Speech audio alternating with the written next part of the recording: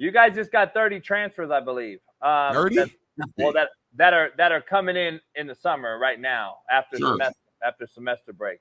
I gotta ask you just first of all, I want to ask you as a person that has to I'm trying to put it in perspective for what you do right now. Because you're a coach and you're a teacher, but you don't coach a particular team. You coach a revolving door of players, which is like, it's a trainer, plus it's a mentor, plus it's a coach.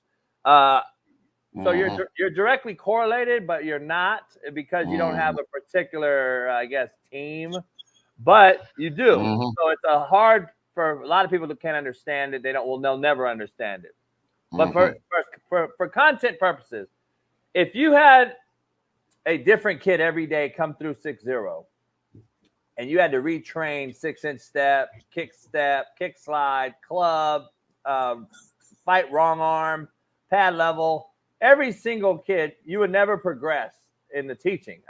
You're starting over every single day. How can you do what college football is doing right now by allowing 17 different portal windows and allowing you to bring in 17 different types of kids throughout 1/4 of a year and expect continuity, a philosophy to be adhered to, a mission statement to be understood?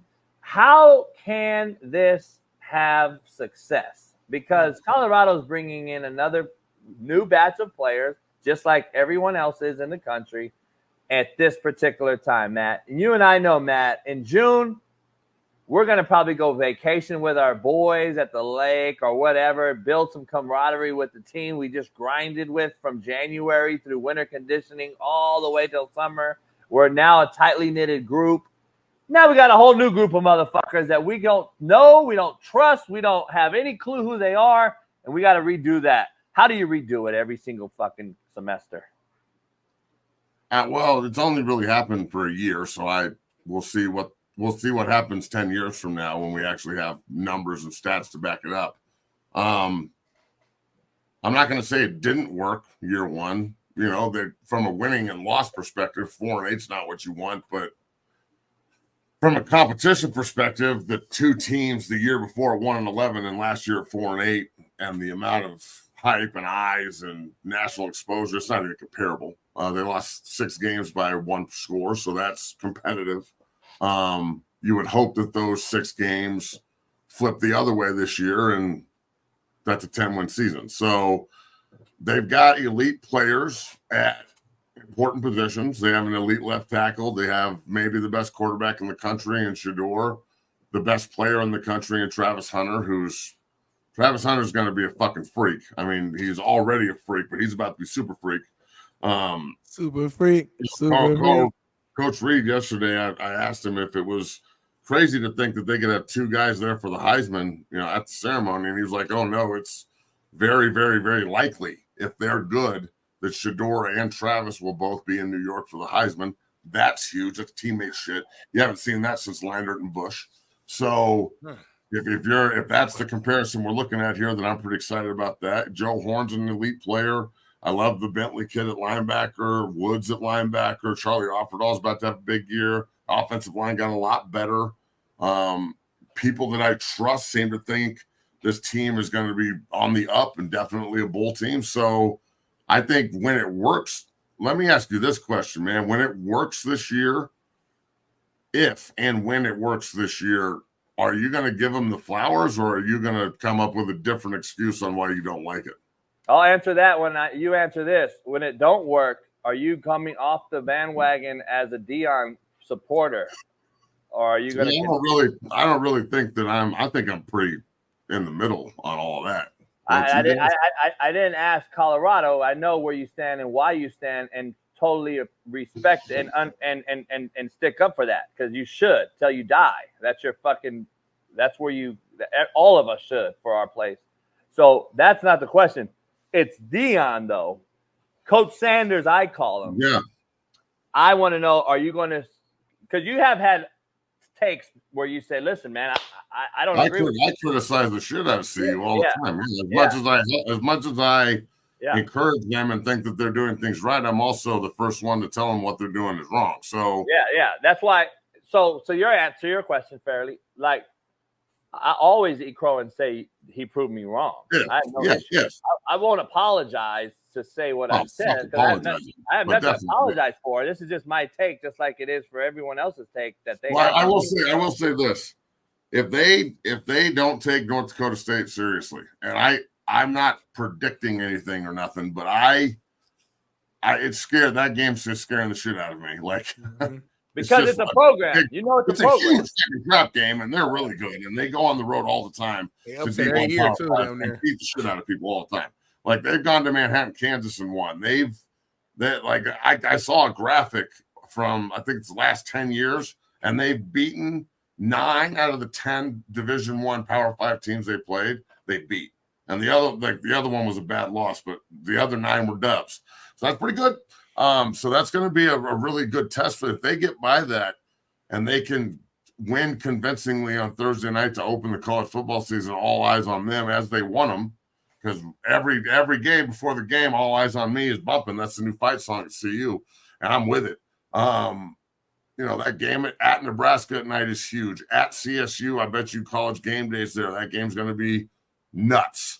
Because everybody in Boulder and Colorado is going to go take over the stadium. Nobody goes to CSU games in Fort Collins. So then we'll just transport the Boulder crazies up there to Fort Collins. That game will be crazy. Look, back in the day, I was associated with 3 CSU games where we got tear gassed after the game. That's how nuts they were.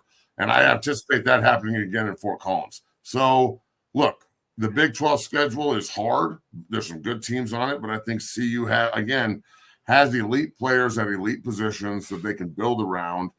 And I really do think that they're going to learn a lot from last year's failures. Like you're either losing or you're learning. And I think that this group learned a lot last year.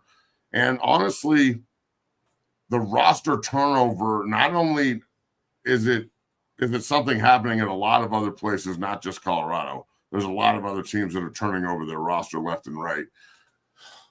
But they don't record all of it and put it online. So, it's easy not to talk about them. I will say this. If they win 6 games, it works. So the bar is low in Boulder for success. And that's just because of the history. Right. So that is a benefit, in my opinion. I think you would have to have a monumental failure of a season where I just don't see how it's possible. Yeah, you're winning 3 games and totally underachieving and Shador looking like shit and maybe going in the 6th round or some terrible hypothetical that I don't even want to cook up. I just don't see how that's possible with the competition, the way these guys think, the way Coach Prime thinks, the guys he's brought in. I just don't see how it's possible that they're not minimum 6 wins and on their way to a bowl game. I agree. I want to ask a question. People in the chat are like, can you hate the coach and love the program that you played for? I said, first of all, I never said hate anybody. I don't hate Deion Sanders. I don't hate any coach. Number one, I never asked for Matt to hate any coach. Number one, to clarify, you guys in the chat. Number two, you can absolutely love your program and not like the coach or dislike the coach, because that coach did not play at that institution most likely and has no clue what the mission statement is for that institution and doesn't implement the things that you went through as a player through that institution. So, yes, do you think Colorado alum really likes Mel Tucker today? Just so you know, I want to throw that out there. So, Matt, I just wanted to address some chat mumblings because – do these folks not think I like Prime or something? No. I asked the question earlier, and they were asking me, you're asking Matt. They're saying that I'm asking you to dislike the coach but love the program, and that's not possible. I go, it is possible because it's 100% possible. Yeah, you think they liked fucking what's his name last year from UCLA? Shaw? I mean, Chip Kelly. No, the fucking your guy's head coach that just 1-10. Before Prime took over. Oh, fucking Carl Durrell. Carl Durrell. You think the fucking alum like Carl Durrell? No, you can absolutely dislike a coach that comes in. This is a meat market, and the pieces of meat is what they do. This is what they are. There's very few coaches that are full-on invested in one program like a Nick Saban or a Pete Carroll was. Willingham. Willingham. You don't have that anymore. I think Dan Lanning at Oregon. I don't think Dan's going to leave Oregon anytime soon. Yeah, but it's like, dog.